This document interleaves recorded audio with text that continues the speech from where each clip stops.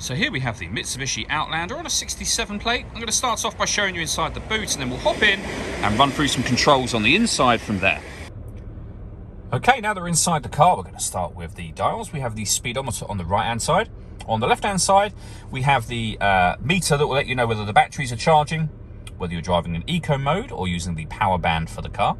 In the center, you can see the total miles, which are 33,274. And then within that section, we have the fuel gauge, the battery charge level, and the gear the vehicle is in. So it's an automatic. We're in park at the moment.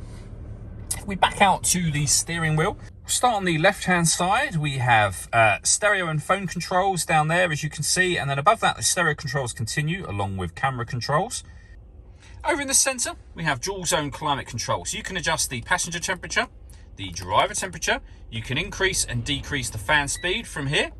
You can determine what direction you'd like the air to be distributed in. And when you're happy with those settings, hit that button. That will turn your air conditioning on. You can see it's on just here. And off again, of course. Or hit auto. The car will now maintain the temperatures you've asked for by taking control of the fan speed and direction of the air for you. Any manual adjustment will override that straight away again. Underneath that, we have a 12-volt charging socket. You can store the key in there should you wish to. You don't need to. The vehicle is running at the moment and the key is simply just in the car with me. That's just a good place to put it so that you don't lose it, of course.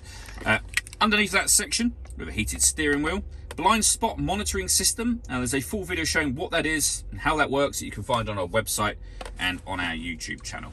And that's also the same place you'll find information about the camera that I mentioned a moment ago, the camera for parking, of course. We have the gear lever for the fully automatic gearbox.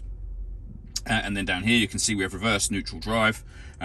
You can use these buttons for charging the car and for battery saving as well. We can put the car in four-wheel drive. We can force it into electric vehicle mode if there's enough charge. We have an electronic handbrake with auto hold function, and then driver and passenger heated seats, both with 2 different heat settings on each. The last thing I wanted to mention is the sunroof on this car. So you have a manual blind that you can open, and then if you wish to, you can open the sunroof as a proper sliding roof, as you can see. All that leaves me to say is thank you for taking the time to watch this video. If you'd like to come see the car in person and have a test drive, please feel free to call any of our MJA sites. We'd love to hear from you soon.